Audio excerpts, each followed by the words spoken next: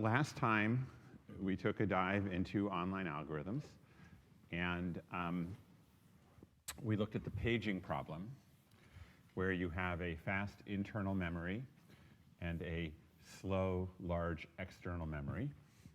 And you've got some program running which is making requests to access memory.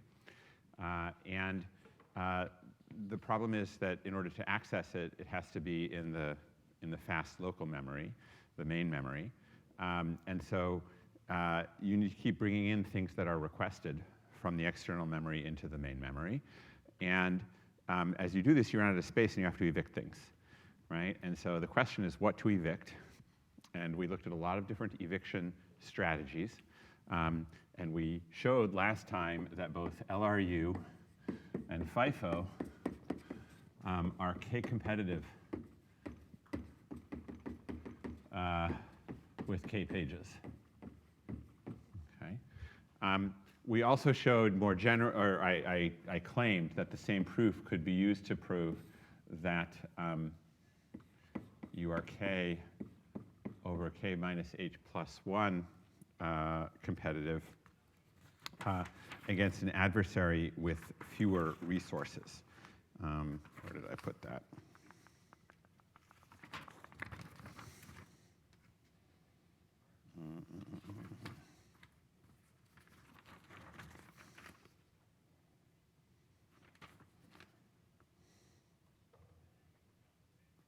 There we go. K over K minus H plus 1 competitive versus an H page prophetic adversary.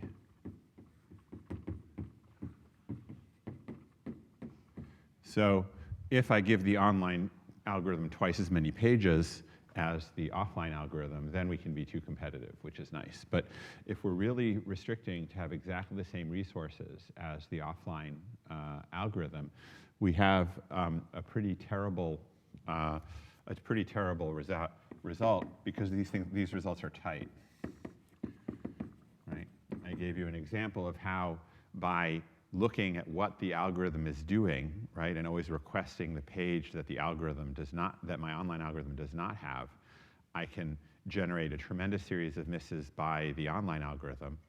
But if I then look over that sequence, think of myself as being aware of that whole sequence as I plan my algorithm, I can evict the farthest in future page, and this leads to me only making to the offline algorithm only making one fault over the time that the online algorithm is making K faults. So this K competitive result was tight. Okay? And so what I hinted at last time was that we were going to figure out how to get past this really bad result by introducing randomization.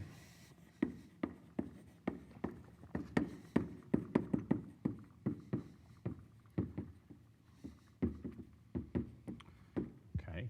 The problem with our deterministic competitive algorithm was that the adversary could predict exactly what it was going to do. And so, right, the adversary could build a bad sequence by requesting the page that the online algorithm did not have in memory. Right, so it actually only needed K plus 1 pages overall in order to build this bad sequence, right? And it relied on knowing the state of the online algorithm to make it. We're going to now explore introducing randomization into the process.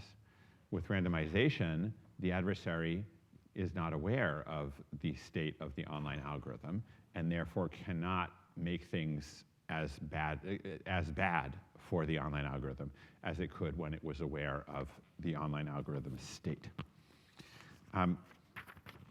Now, we do have to be a little bit careful in our definitions. So I'm going to first talk about the definition of K-competitiveness in a randomized algorithm. We say an algorithm is, well, I'm going to jump straight ahead to asymptotically K-competitive.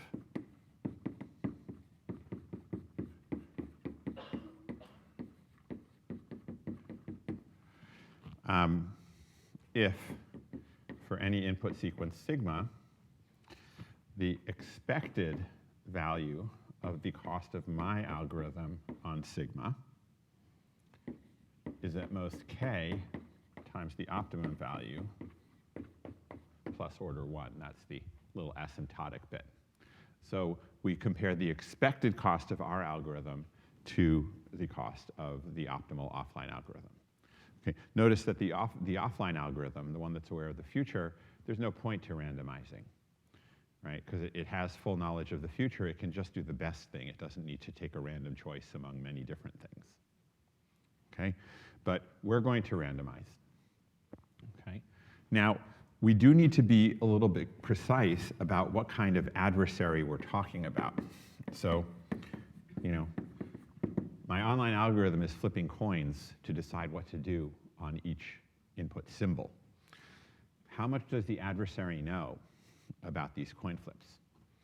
We can talk about an oblivious adversary, where the adversary has to give the whole sequence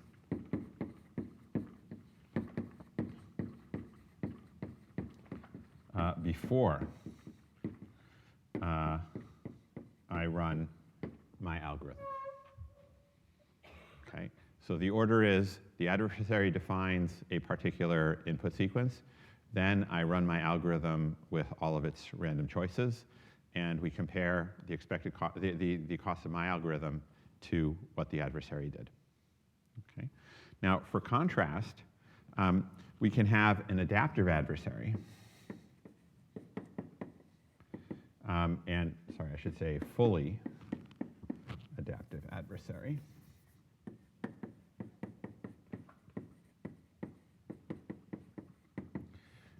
Where the adversary knows my coin flips before it gives the sequence. Okay. I'm still randomizing, but the adversary knows what I do. Okay. Now, if the adversary knows your coin flips, then really from the perspective of the adversary, it's not a randomized algorithm at all. Right? It's just the choice of those coin flips makes the algorithm deterministic because it uses those coin flips to decide what to do. So there's not much that you can say about this kind of adversary. In the middle, there's what's called an adaptive adversary, which knows your past coin flips.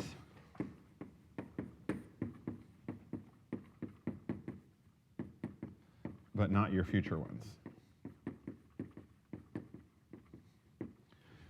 So it understands what your current state is because it knows all of the coin flips that you made in the past, but it doesn't know what you're going to do next. Okay? And this actually is kind of a reasonable model of certain kinds of systems, right? If you think about our paging problem, for example, the choice that you make about what pages to bring in is going to affect how quickly your algorithm can run, right? It might have to wait while pages are being fetched. On a miss, it has to wait while pages are being fetched from memory. If you've got a computer that is multiprocessing, then the wait that your algorithm does may lead to other programs being executed instead while that computer was waiting. Right? Which can actually sort of change the makeup of memory and can change when your program runs. Basically, your past choices, even if random, can actually affect what happens next in your program, right? If your program is a real-time program and bases its actions on what is happening now, then when it runs may actually affect what it does. And if it is using a paging strategy, then that strategy may affect when it runs. So there is this dependency that can be caused by your choice of paging algorithm. And so it's reasonable to argue that your adversary, your worst case, may actually be affected by the random choices that you made in the past. It's not really reasonable to posit that your adversary is adapting to choices you haven't made yet. Okay, so I think this is a more realistic model. Unfortunately, even in this more realistic model, the k-competitive lower bound still holds. So against an adaptive adversary, you can't beat k-competitiveness. However, I am going to show you how we can do much better than k-competitive against an oblivious adversary. So if the input sequence has to be specified first, I will show you how a randomized algorithm can significantly outperform the deterministic online algorithms.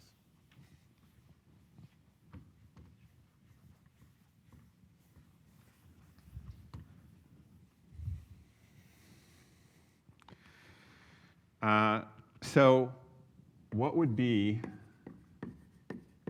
a natural randomized paging algorithms?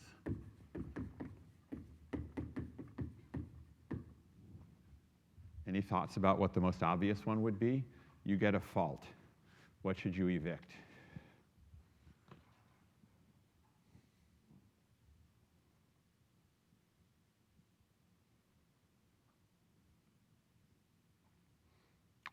Yeah? Yeah, you could evict a random page. Okay. That actually, it turns out not to be a bad idea. Random is k-competitive. So it's not worse than the deterministic algorithms. But it's also not better in terms of competitive ratio. One nice thing about it is that unlike the deterministic algorithms, random does not require any space to manage the algorithm, right? If you're going to do LRU or you're going to do FIFO, you need some extra space to remember when were pages accessed or in what order. And random doesn't care. Okay, so it has this slight benefit, but it's not really significant. We need to be smarter than this if we're going to beat the k-competitive bound. And the smarts come from trying to incorporate some of the ideas of the deterministic algorithms into random. So these deterministic algorithms recognize that you should not get rid of things that have been used recently, right? And so we're going to add that to random. Okay, and this is an algorithm known as the marking algorithm.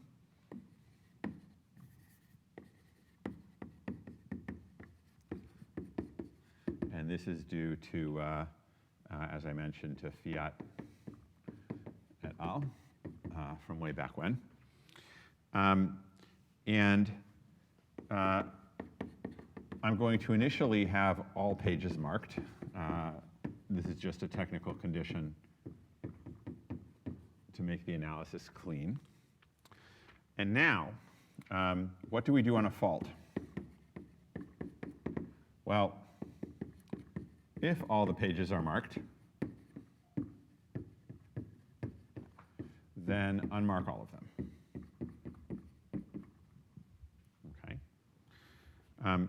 So once you're past this step, there are some unmarked pages. Okay. Now, you evict a random unmarked page. Okay. And finally, whether there was a fault or not, you mark the requested page. Okay? So that's the algorithm. What's the effect of this? Well, once something gets requested, it gets marked, which means that it is not eligible to be evicted. Okay? And it maintains that immunity from eviction until all of the pages are marked, at which point everything gets unmarked and all of the pages become eligible for eviction again. Does that algorithm make sense? Yeah? Okay, excellent. So this is the algorithm that we're going to analyze.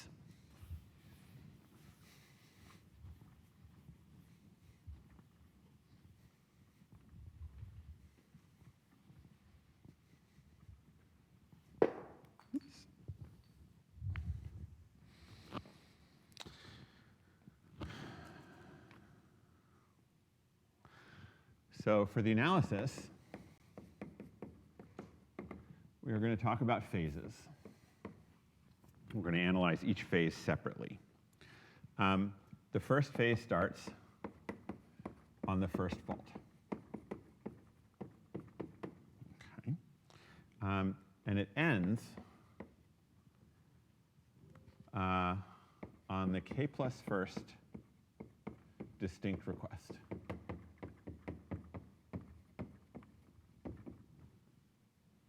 Okay. Which means that a phase has exactly k distinct requests in it.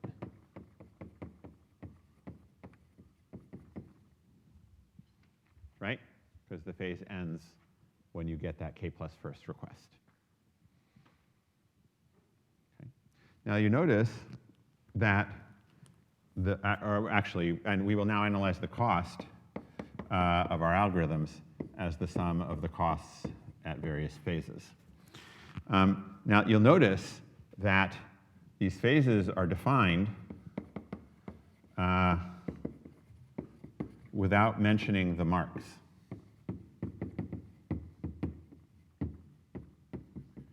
The phases are just a function of the input sequence and not of our algorithm. But I claim that they're very connected to the marking algorithm. So how do these phases relate to the marking algorithm?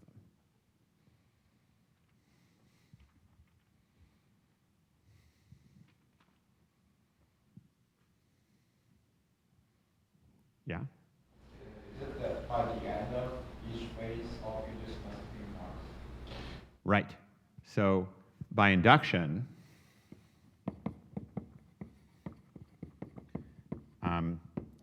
we unmark everything exactly at the end of a phase. Right? We start a phase with everything unmarked. Then we start marking things as they're requested. Right? Once there are k distinct requests, we'll have k distinct things marked. And so on the k plus first distinct request, we'll be in this situation where all of the pages are marked, which means that we'll unmark them all. And that k plus first distinct request will therefore represent the beginning of the next phase. Okay? So although these phases are defined just in terms of the input, they exactly match to what the algorithm is doing. Yes? Okay. So now that we have this, also notice that by induction, at the end of a phase, my memory contains exactly the k pages of the phase.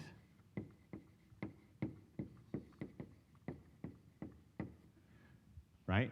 Because when something is requested, it gets marked. Once it's marked, it can't be evicted. So by the end of the phase, you have exactly those k pages that were requested and marked. Okay. So now that we understand these phases, I'm actually going to simplify. I claim that without loss of generality, we can ignore all but the first request for a page.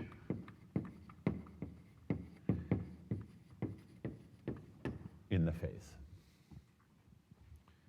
And in fact, I'm going to sort of simplify my request sequence. I'm going to get rid of the extra requests for any page in a phase. Okay. I claim this only makes my competitive ratio worse. So if I'm just trying to give a bound on the competitive ratio, this is a valid simplification. Okay. So let's think about why that is. Okay. What can I say about second and later requests for a page during a phase? Yes? Well, what will never fault? Like the request for a page. Sorry, which algorithm will never fault?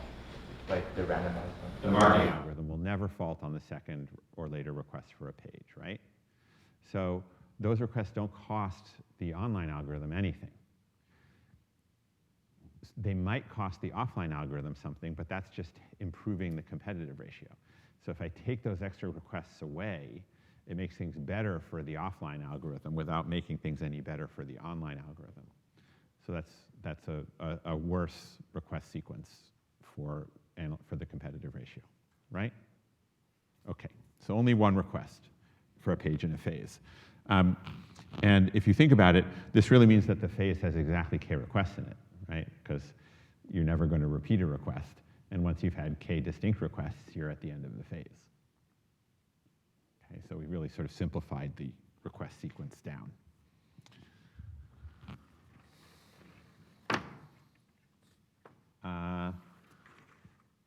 Yeah, sorry, let me just add a definition here. No, I'll do it on the next board.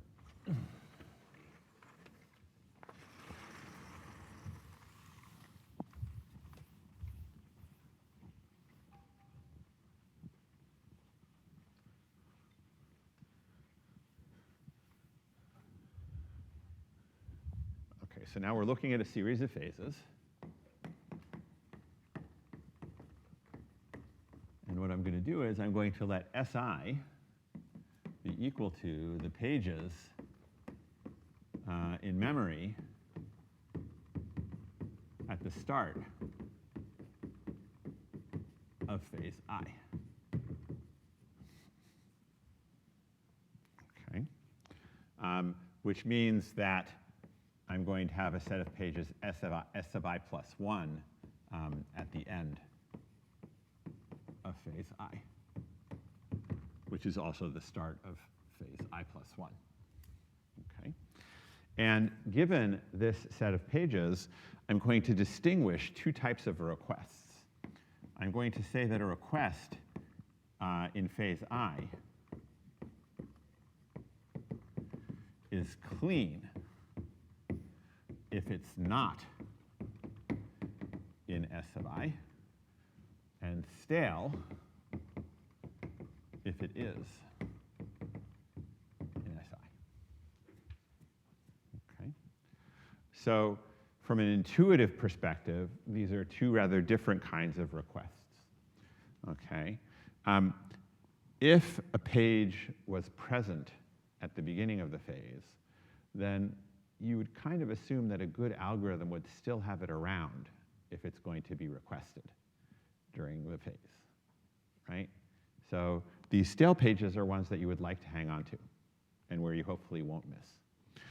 A clean request, right, hasn't been seen for ages. And so, because it wasn't there at the beginning of the phase, it wasn't requested at all in the previous phase, it's kind of reasonable that you would miss on a clean request. Yeah? Because otherwise, right, the only way to not miss on it would be to hang on to it for the whole previous phase, which is pointless because it's not used there. Okay? So our intuition is going to be that for clean, the marking algorithm misses, but basically opt does too.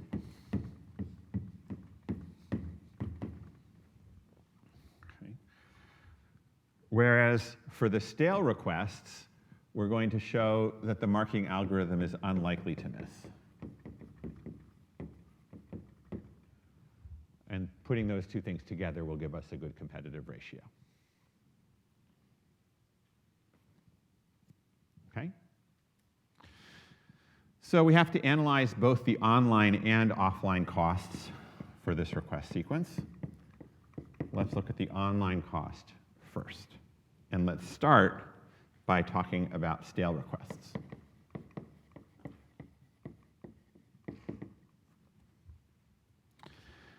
And to set some context, let's suppose that at the point I'm looking at this particular stale requests, we have already seen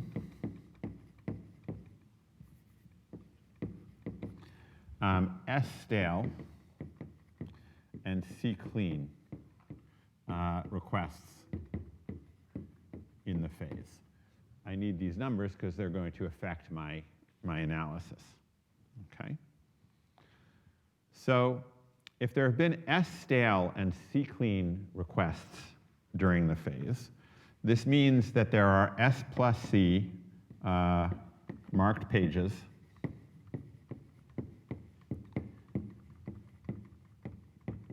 in memory, right?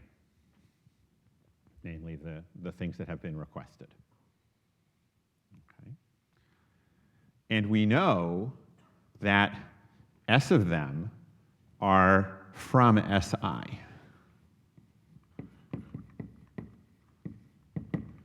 Right? So, we started out with this set of pages Si at the beginning of the phase, and there were these S-stale requests. So those S-stale requests that were from Si, they're still in memory. They might have been evicted before, but at this moment, they're back in memory. Okay? Now, of the remaining pages, right, K minus S pages of Si are not certain to be in memory.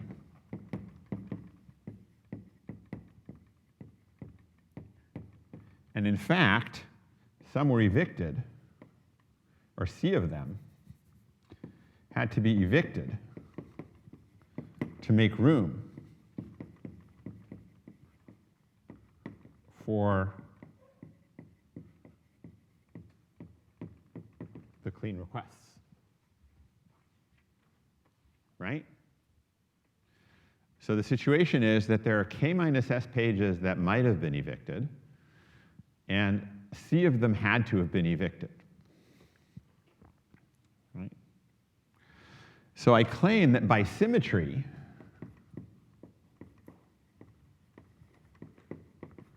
okay, each of these pages was evicted with probability C over K minus S. Right? Our algorithm evicts random pages. It doesn't differentiate between the pages at all. So any two pages that are not themselves in memory because they were requested are equally likely to have been evicted by our randomized algorithm. And we know that the expected number of evictions has to be C. And that means that and that there are K minus S candidates for eviction. So each of them was evicted with probability C over K minus S. This then is the probability of a miss.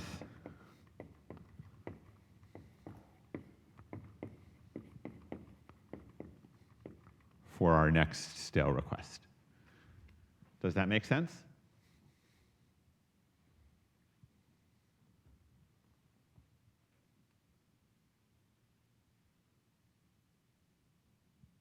Yeah?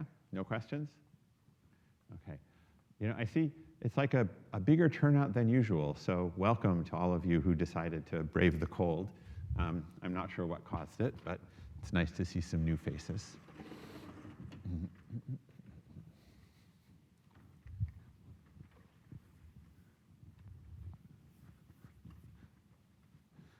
Okay, so we have our first bound on the expected cost of a stale request, right? The probability that we miss is the probability that the page is not present, and we've just shown that to be C over K minus S. Okay, so now we can talk about the cost of a phase. Okay, now the phase has K requests, and let's suppose that Ci of them are clean. Well, since there are K requests, that means that K minus Ci of them are stale. Okay. Now, the marking algorithm is not going to have any of the clean requests. They weren't asked for in the previous phase, so the marking algorithm doesn't have them. So we pay Ci for the clean requests. Okay. Yes? So the previous part, is the C over K minus S like a worst case probability would all the clean requests come before the still requests? Good. Very good question. And yes, except that I sort of stated in the setup for this that I'm assuming that we have had already C clean requests and S stale requests. That's the moment in time that I'm studying here. But your point is exactly the right thing to ask here. That what is the worst case? And so let me just talk about these stale requests. Okay. So when a stale request happens, there's some number C of clean requests that happen. And we know that it is at most C sub I. Okay. So the stale requests, as what we've sort of just analyzed over there, is that if I look at, let me be careful about in my numbers here. Yeah, we can use S. The S stale request costs what we bounded over there. The C at the time of that stale request divided by K minus S, right? That's the cost of that stale request. Now, as you just said, right, C might be smaller, right? If the stale requests come early, we might not have had the clean request yet. But the worst case is to have all the clean requests come first. So this is at most C over K minus S. Or sorry, Ci over K minus S, right? Which means that overall, we're paying Ci over K plus Ci over K minus 1 plus Ci over K minus 2, all the way down to Ci divided by K minus Ci, which is just 1, right?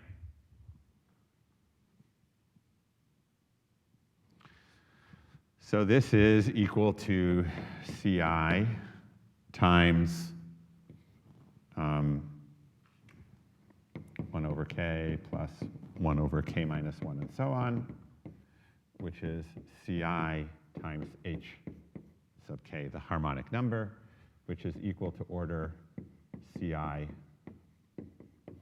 log K by 6042, right?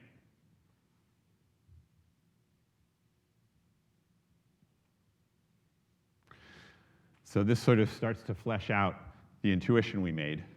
Yes, we're paying for all of the clean requests at a sort of one-for-one cost, but we're only paying a log K for every one of the stale requests. Okay.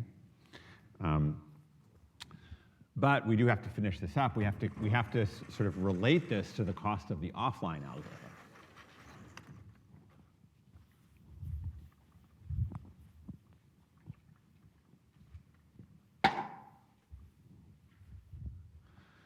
So let's look at the offline optimal algorithm.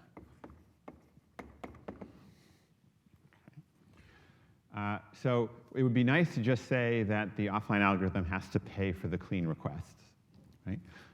Notice what's nice here is that we've bounded the cost of our optimal algorithm in terms of the clean requests. Sorry, we've bounded the cost of the clean requests against the number of clean requests. We've also bounded the cost of our stale requests against the number of clean requests, right? We no longer have to worry about the number of stale requests. We only have to worry about the number of clean requests. So, in a sense, if we can just argue that the offline algorithm pays for all the clean requests, then we get our log K competitive result, right? So it would be nice to just say, well, I mean, they're clean requests. They haven't been used in ages, so the offline algorithm must be paying for them. But that's not true, right? The offline algorithm could decide to hang on to certain pages for an unlimited amount of time just in order to be able to say, nope, I'm not paying for that clean request. and mess up this analysis. So we have to be a little bit more careful in how we analyze the offline algorithm. We can't just count clean requests. Okay? And so instead, we are going to bring back one of our cool ideas. We're going to use a potential function to amortize the offline algorithm. We're going to say that in an amortized sense, it's paying for the clean requests, even if it's not doing so in a real sense. Okay? And we're going to do this using a potential function, phi, phi sub I, which is equal to the difference, or the number of different, how do I want to say this? Yeah, let's just say the difference, by counting the number of different pages between the marking algorithm and the optimum algorithm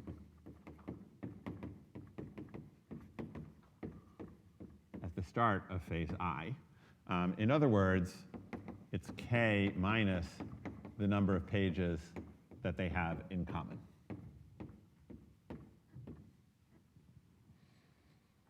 Okay.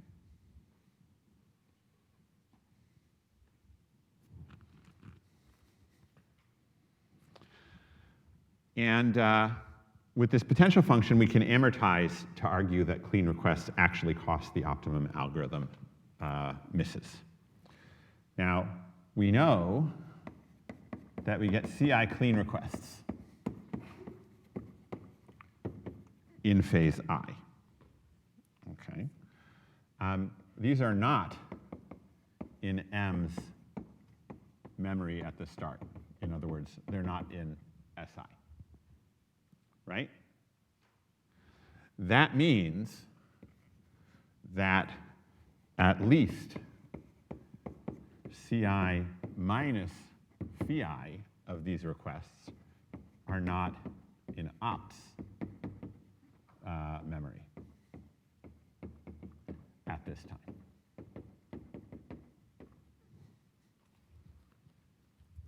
Yes? Now, at the end of the round, M has the k most recent requests.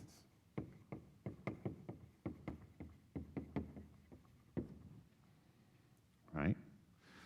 That means that opt is missing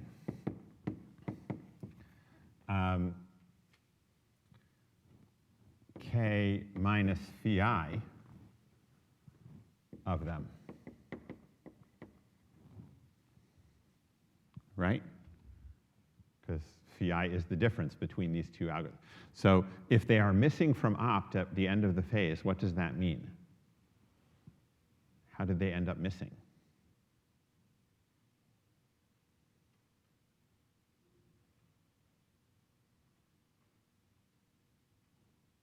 Yeah? Opt was evicting some of the stuff. Right. Opt evicted them.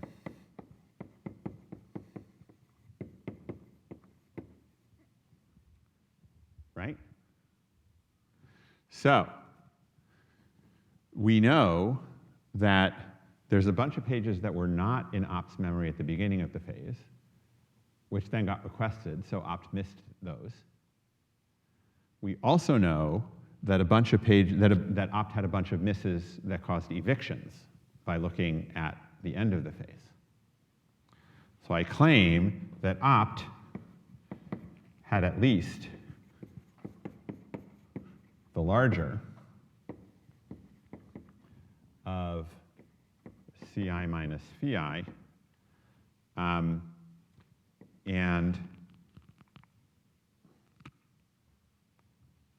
whoops, it's not missing k minus phi, it's missing phi of them, right? If phi measures the difference.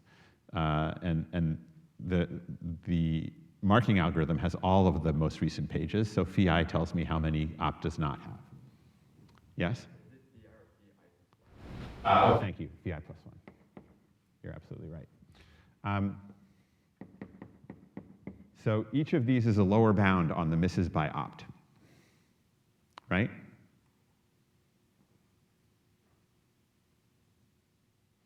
Okay, but I don't like max. I'll take the average instead.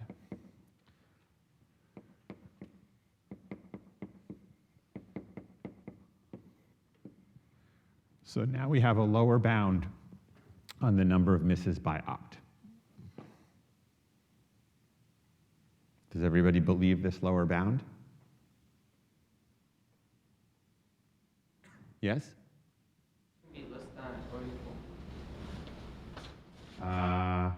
No, it's a greater than or equal, right? Because I'm taking the max.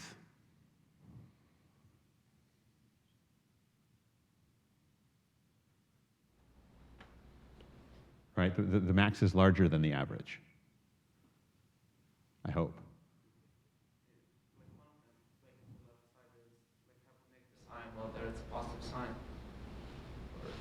Neither of these is negative. Oh, you're saying that this might be negative. This is a minus, yes.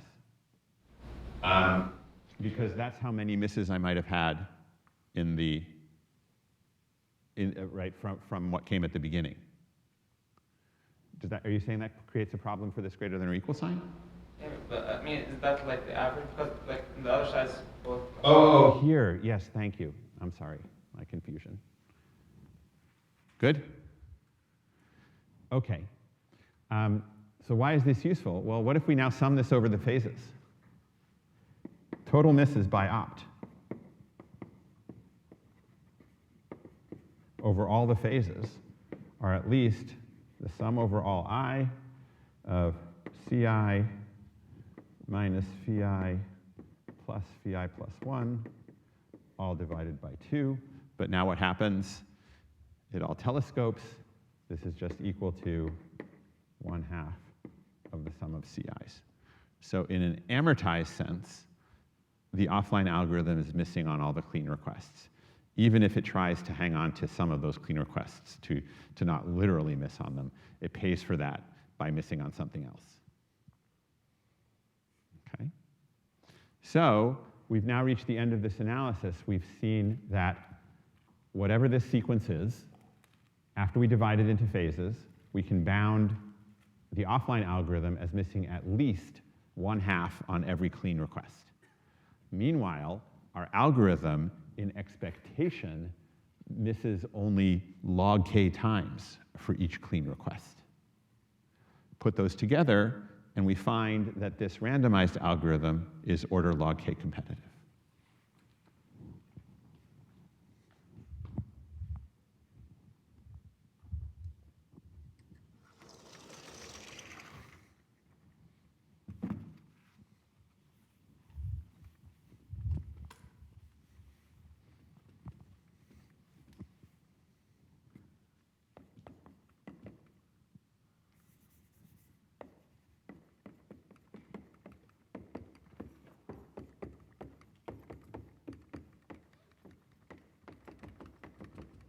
On every sequence.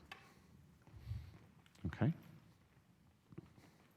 So this is not just a small improvement, right? We went from k to log k. We have an exponential improvement just by introducing a little bit of randomness into the algorithm. Okay?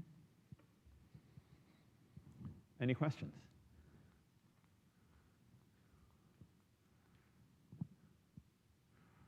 Well, there's an obvious question that you should always ask when I give you a bound.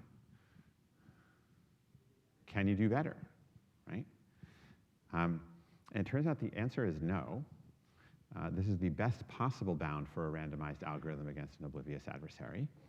But proving that takes some new insights, which I will cover for you shortly. I might do them immediately after break. There's kind of a vote here, because we only have half an hour left.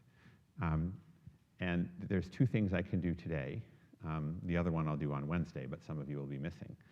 One is that lower bound, if there are any secret complexity theorists in the room, right? You'll want to see this lower bound. The other is to show you a generalization of the paging problem to a problem called K-server and show you how we can get a competitive algorithm for that as well. And I'll be able to fit one of those in today, but not both. So who votes for seeing the lower bound? Okay, and who votes for seeing the generalization to the K-server problem? Okay, complexity theorists lose again. Oh well. Okay, so that will be part of the lecture that I give on Wednesday. I'll show you this lower bound for online algorithms, and I'll start on our next topic, which I think will be external memory algorithms. Okay, but for now, let's take a 2-minute break so that I can then introduce you to the K-server problem.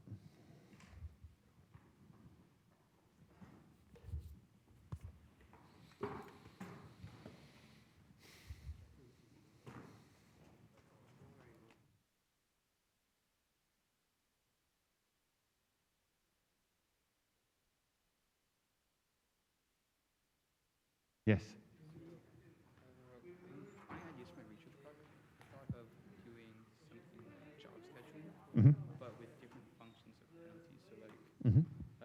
exponential penalties or Mm-hmm. something. Has this been researched before? I'm sure it has. I can't point you at references, but it's a very natural thing to do, and I would expect it to have been covered, and it would be very suitable. Yeah. So I mean, because I searched up job scheduling exponent, I'm not sure what to search up to find. I see. Well, do your best to find, describe what you'd like to do, and there are some people I can try to contact to see if there's any literature that we're not finding. Cool. Thank you. Sure.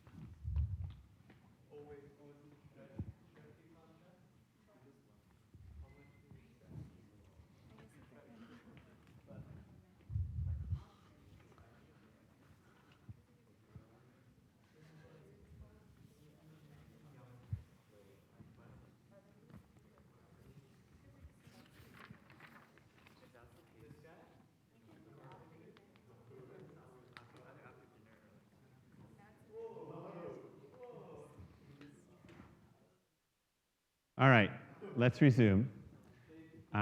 Just some logistics. As I mentioned last time, I will lecture on Wednesday because there seem to be enough people who want me to do that. Just can't get enough algorithms. The recording will be available for those who want to watch it.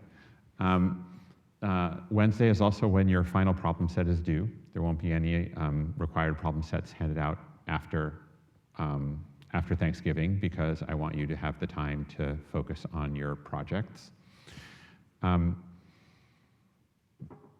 Hopefully you're all successfully finding collaborators for your projects. Remember to use the resources that we shared to help you find collaborators because solo projects tend not to work out that well. Looking ahead, the last day of classes is Wednesday. That's when the projects are officially due because I am not allowed to have them due any later, even though I'm sure that most of you would find it convenient to continue working on them. If you do get into, if you do get stuck, feel free to contact me about getting an extension. On the Monday, before that Wednesday, we will have a peer editing exercise here in class. That is a graded activity. You need to be here for it. you will exchange papers and provide feedback to your classmates about their projects. So you want to have a draft of your project written at that time. Again, if you're falling very far behind and need an extension on the project and won't be able to be at that peer editing session, you should reach out to us. We will try to match you up with some other students in the same situation so that you can still get the credit for the peer editing activity. And I will be doing optional lectures for as long as people keep coming who want to hear more things about algorithms. Okay?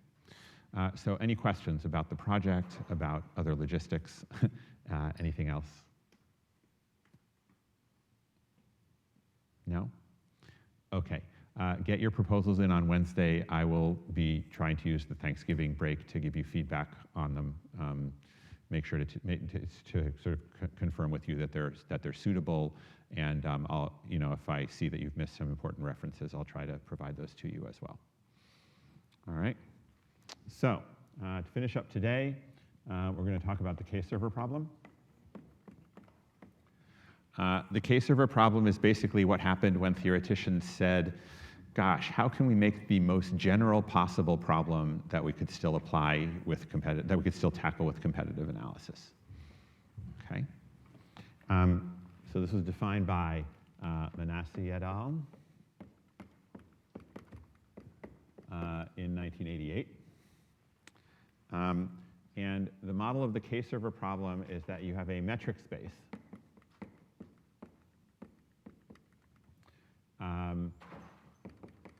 with K servers in it,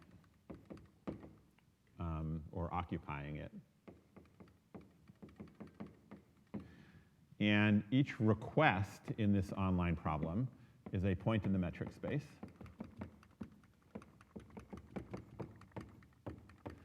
And to serve it, you have to move a server to that point. Okay. And so when you first see this, you think about taxis, right? Like you get a call for a taxi and you have to move a taxi to the place where the request is. That doesn't actually quite fit because the request to the taxi also requires you to deliver the passenger somewhere, right? And so the taxi actually ends up in a different place than the request once it has finished serving the request. But for example, back in the days of disk drives, when you had spinning disk drives with heads that would move around to read and write different blocks on the disk drive, right? A request to read or write a certain block, right? There was a distance that the read-write head had to travel in order to get to the appropriate track of the disk. And so that was an appropriate model of the K-server problem. Okay. Now it turns out that paging, the problem that we just studied, is also a special case of this K-server problem. You just have to figure out what the right metric is. So what is the metric space for the K-server problem that makes the paging problem? Yes? 2 points at distance of 1 from each other. Well, so 2 points of distance from one to each other means that you only have 2 pages. How do you do the general paging problem, right, where there's an arbitrarily large number of pages? How do you reduce that to K-server?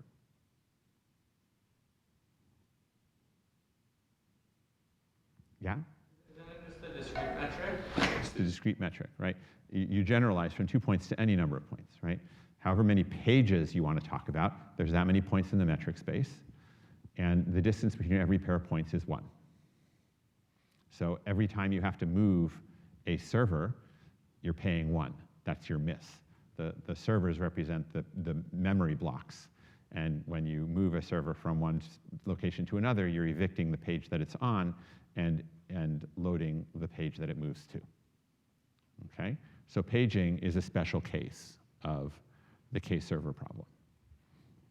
K-server problem also captures generalizations of paging. So there's something called the weighted paging problem, where different pages cost different amounts to bring in, and you can create a metric that represents the weighted paging problem as well.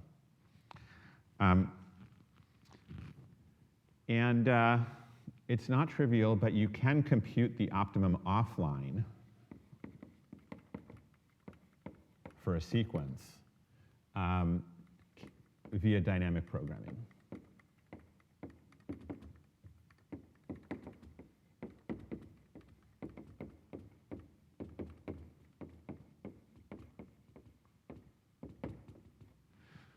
Okay. But the question is, what do we do online?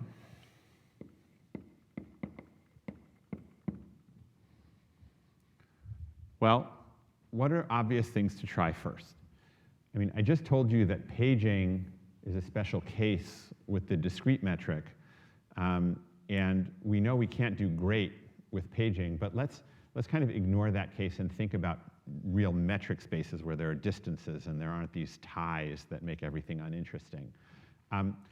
One natural thing to try, or sorry, if you have an actual metric space with distances, what would be a natural heuristic for serving a request? Yeah? Yeah. An obvious thing to try would be a greedy algorithm. Right? Okay. Unfortunately, that doesn't work. And here's an example of it not working.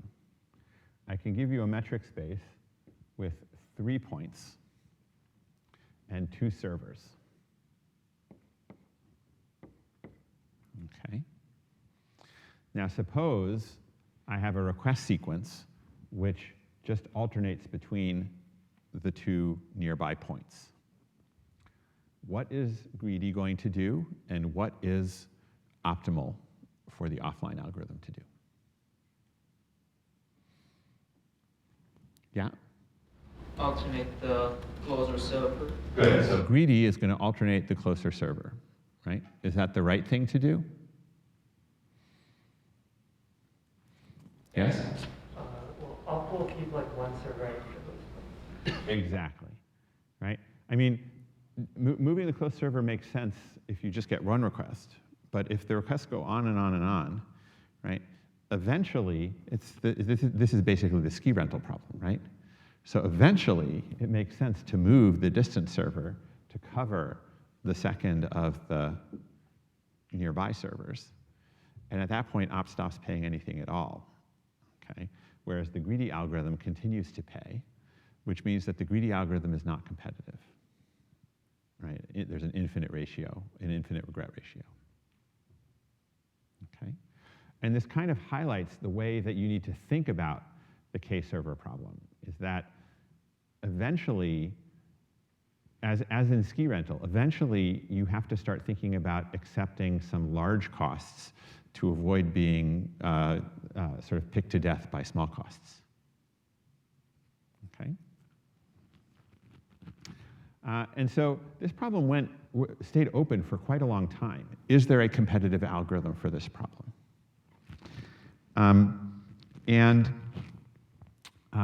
There were eventually a series of algorithms were developed. The first of them showed a competitive ratio that involved a many stories high tower of Ks.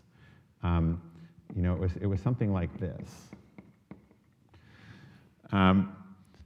But it was finite. So there was this achievement of showing that you could achieve a constant competitive ratio for the K-server problem. Okay. Later on, Fiat et al. Fiat, as you might have learned, might understand, but now is a sort of a big name in online algorithms. He also developed the marking algorithm for paging, right? Fiat et al., they improved the time to K to the K. So no more towers, okay?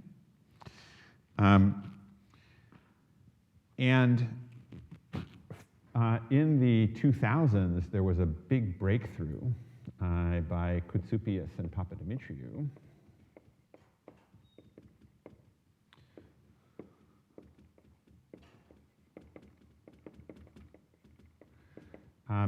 who showed a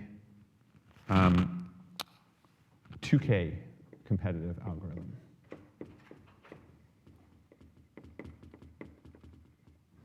So almost as good as paging for this much more general version of the problem. Okay? And I don't think that has been significantly improved since 2001. Okay?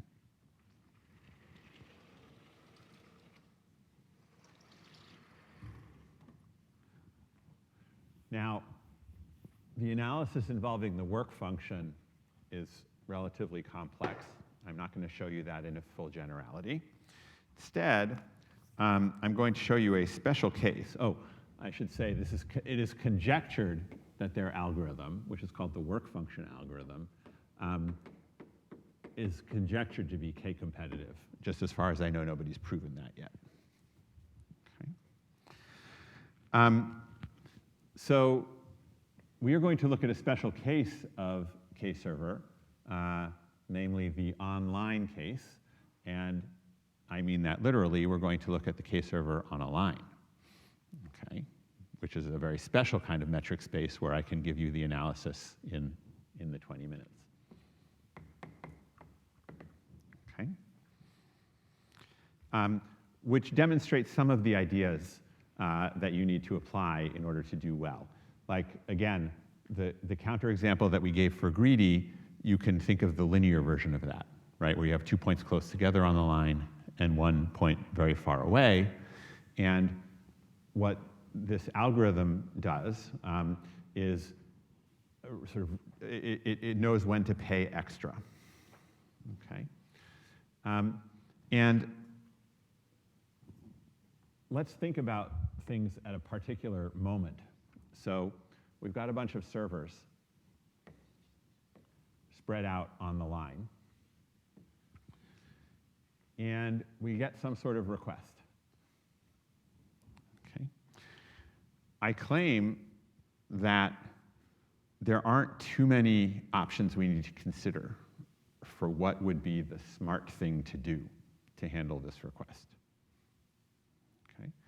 We've just agreed that you don't always want to move the closest point, the closest server, but if you always move the closest server, you can get into trouble.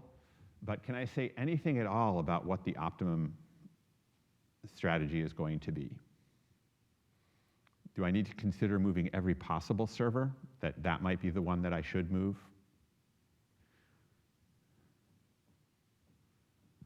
Yes? I think it only needs to consider the closest in each direction. Good. So I claim that whatever the optimum online strategy is,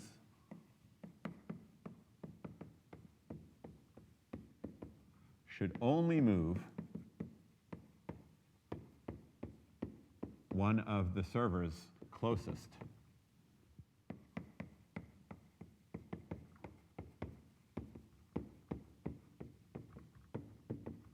on each side. Why is that?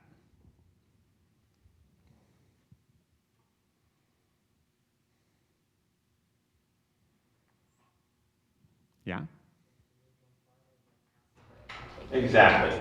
If I imagine requisitioning this server for the request, right, I can move this server. Eventually, it's going to cross this server.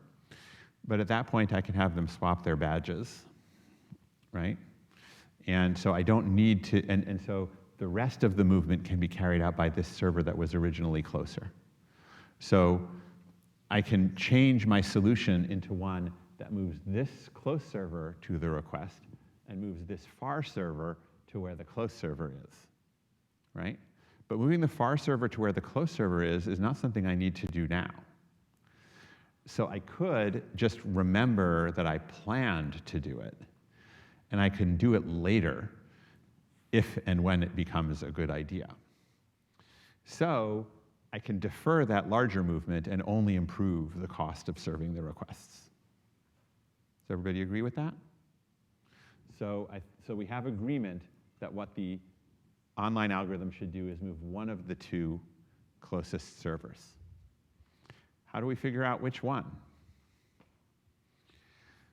Well, that seems hard, like as we just saw with sort of the ski rental example.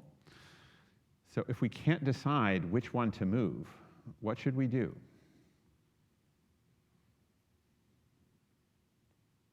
Yes? We could randomize. I'm actually not sure how that would do. It's an interesting question. What else could we do? Yeah? Move both. So we're going to study what's called the double coverage algorithm.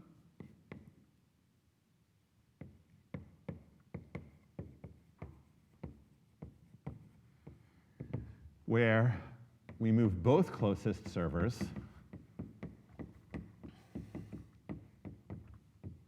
the same distance until one reaches the request.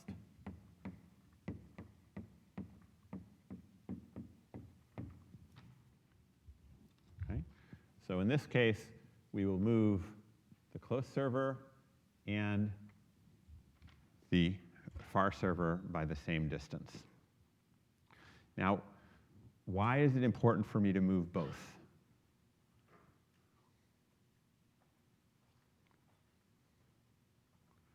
Well, think back to the ski rental example again, right? How does moving both sort of address the problem that arose in the ski rental counterexample?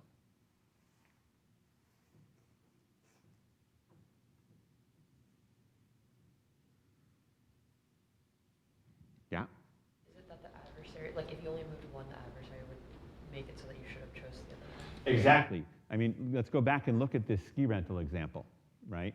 You can put those two on the line, the two nearby points on the line.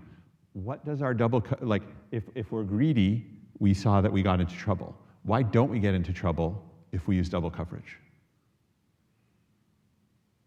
What does double coverage do if you get these 3 points and the request sequences for the two nearby points back and forth?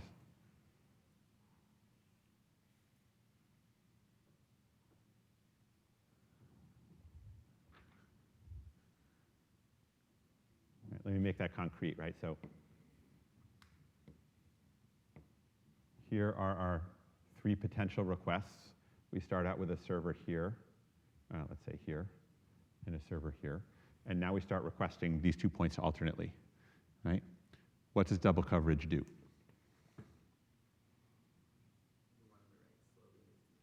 Exactly. Each time, like, right? So each time we make a request, sorry, or every other time we make a request, right? It will be for this point, and so it will pull the faraway server slightly towards the near pair every 2 requests. And essentially, by the time this server has traversed as much distance as the far server will have reached the middle request, right? And so it is essentially discovering the ski rental algorithm, even though we didn't tell it to, right? So once the total distance by the short server is as large as the large distance, you will bring the large server into play. Okay. So it seems to be doing something smart. Now we're going to try and analyze it. And the claim is that the double coverage algorithm is k-competitive. Okay. Now, we are going to, again, prove this using an amortization argument, which is going to be based on a potential function. So for the analysis, I'm going to let M denote a matching, a min-cost matching,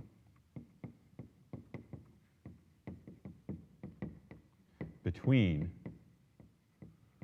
the double coverage servers and the optimum servers. Okay, so just like in the marking algorithm, we're going to be looking at the difference between our algorithms, between double coverage's positioning of servers versus the optimum algorithm's positioning of servers. And here, cost just refers to the distance on the line. Okay, so we've got this line, and double coverage has put some servers at various places. We consider the optimum algorithm, which also places some servers at arbitrary places. And we think about how they're matched at a minimum distance. Okay, and this represents how wrong the double coverage algorithm is compared to what it should be doing. Okay. We are also going to consider, and so now we can define a potential function which is going to be equal to k times the cost of the matching, and that really captures like what we think should be important. Okay. We have to add another term for technical reasons, which is the sum over all pairs of the distance between server I and server J in the double coverage algorithm. Okay. So if the servers have gotten spread very far apart, that's a large potential. If they're all close together, that's a small potential. Okay. And we're going to need that to make the analysis work out.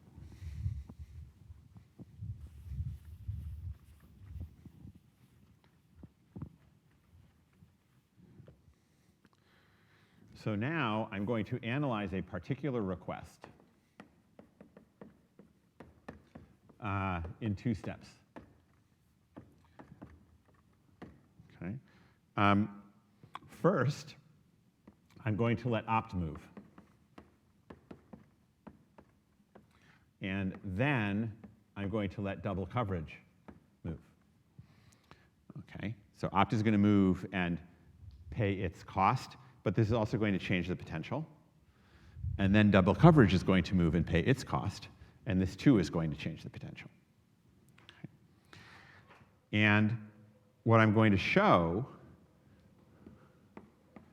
is that if the adversary, or the optimum algorithm, moves by a distance of d, then phi increases by at most d. I will also show that if the double coverage algorithm moves by d, then the potential function decreases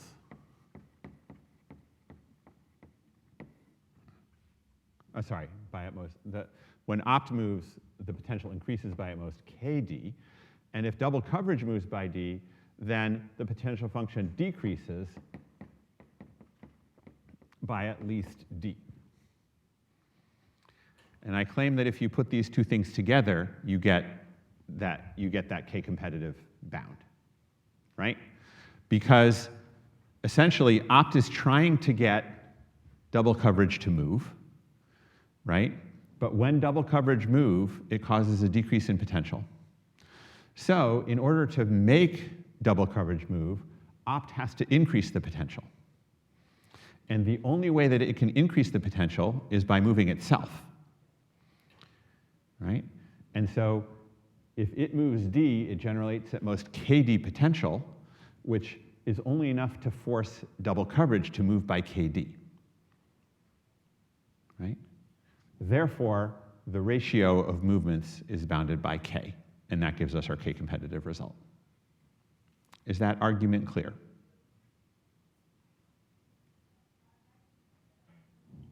Actually, it's probably clearer if I say, if double coverage moves by kd, then you get a decrease in kd, right? So this is directly showing that in order to make double coverage move by kd, opt has to move by d. And that proves k-competitiveness.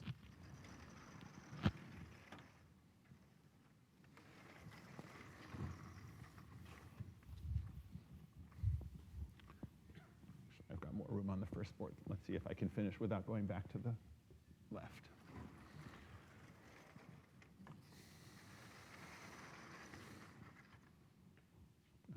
Yeah. All right.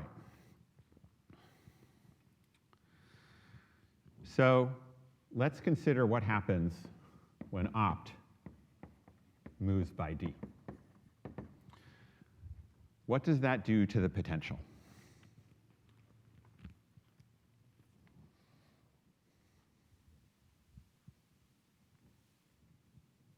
In the worst case, right? Opt is moving some servers, probably just one, but we don't need to. But I mean, we can look at one at a time if it moves more than one. What does opt move by d? What's the worst that it can do to the potential? Does it change this term? No, this is just about distances between the servers of double coverage, right? So how much can the movement of opt change the cost of the min-cost matching? Yeah? If the matching stays the same, then it just increased it by KD, and if the matching, but if it's like advantageous to do a swap in the matching, then it like was less than that. Right, so if the matching is not changed by the movement, right, well, two things could be happening, right? Opt might be moving closer. That makes the potential decrease, right? So in the worst case, is moving farther away, and the potential is increasing in a linear fashion, right? So if opt moves distance d, this would increase by kd. Now, the matching might change, right? But if the matching changes, that just makes things better for us, right? It's not going to suddenly make things more expensive. So we can upper bound the change caused by opt moving by kd. Is there a question? Since it's optimal to only move the distance, how and when will the matching change? Sorry, I didn't hear. Oh, so if we don't know what opt is doing, right? Opt could be moving any server, right? And therefore, it might, I mean, it's not going to have servers cross, but it could move things. Actually, let's see, could it ever change the matching? It's a fair question, but it doesn't matter, right? Because it only helps us. So let's not worry about it. Okay. Yeah, I think the optimum matching is just based on the linear ordering of the two servers, so it doesn't really ever need to change. But even if it does, it only helps us. Okay, so the only hard part is to think about, or the only part that's left, is to consider what happens when double coverage moves. Okay. So here we have to think about two different cases. I kind of smeared over this when I was introducing the algorithm, but I said you move the two closest servers. There's one situation where there aren't two closest servers, which is where the request is outside of the region spanned by the servers, right? It's to the left of the leftmost server or to the right of the rightmost server, okay? So if the request is outside the double coverage server interval, then in fact I only move the closest server.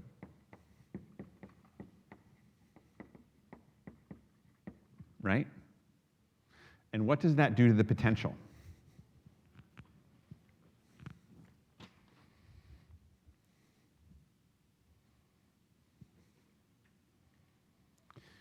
Well, remember, we're moving after the opt algorithm did, right? So that means that there's already an opt server at the request, right?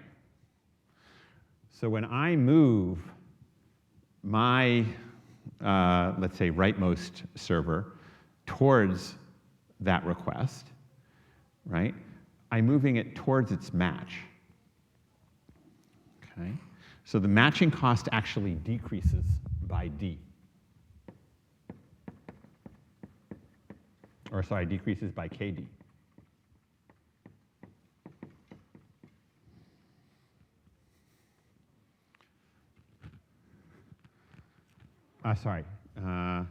Yes, the matching cost decreases by d, so the potential by kd. Okay. What about the other term? The sum of distances.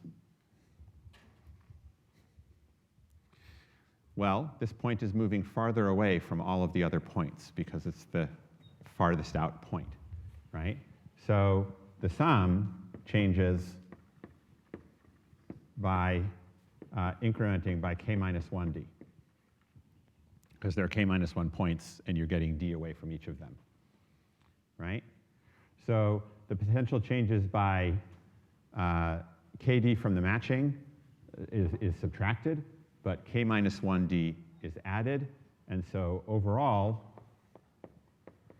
the change is d, which is exactly what we asserted.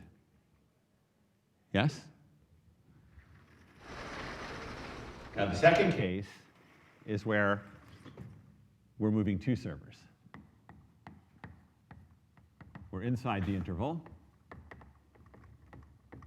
and we're moving two servers. Okay, so again, we have the request, and opt is already here because it moved first. And now we have two of these double coverage servers, and they both move towards opt by the same distance. Okay. What does that do to our potential? Okay, so here is d, actually d over 2 because we're thinking about paying d in total. Okay, so what does this do to our potential?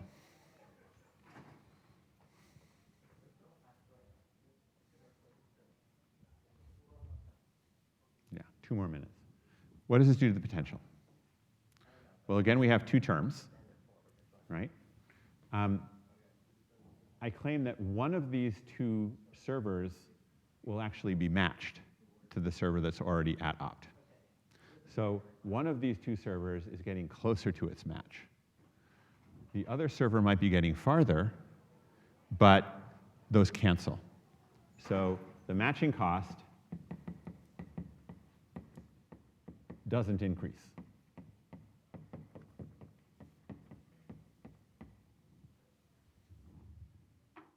Right?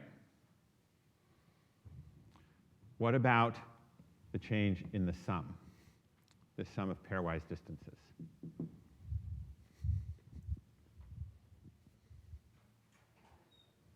Yeah? Is getting, like stuff on the left with the left one is getting farther away. Basically, a lot of stuff is going to cancel. Exactly. The way to think about it is that we're looking at sort of a sum of distances. You can sort of think of it as an average of the distances between these 2 points, right? So the average distance of these points to all of the other points doesn't change because they're moving in opposite directions. So the only change in sum of distances is about the distances between these 2 points, right? So the only change is the distance between these 2 points.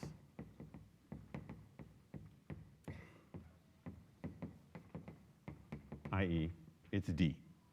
So here again, we show only a change in, we show a change of d in the potential, a decrease in the potential by d. So we've now shown that in both cases, and that completes the proof of the bound, the proof of the potential change that we argued. Okay? So this proves a k-competitive algorithm for double coverage on a line. This proof can be generalized to look at trees. If you have a metric that's tree-shaped and you move points on the tree. And I'll put that out as an optional problem for those of you who want to play with this a little bit more and understand it more deeply. I'll mention that just like with paging, randomization really helps here. I think the current best algorithm, the current best randomized algorithm has a bound of like log squared k times log n, where this is the number of points in the metric space. So again, you can get an exponential improvement with randomization. This does not use the technique we saw for paging. Instead, it uses something called metric space embeddings, which is really cool and which I might lecture about in my randomized algorithms course if I end up teaching my randomized algorithms course in the spring. All right. Okay. So that's the end of the story for upper bounds on online algorithms. On Wednesday, I'll show you a lower bound, and then I will start talking about our next topic, which will also spill into next week, assuming people keep coming. So I'll see some of you on Wednesday. For those I don't see, have a happy Thanksgiving.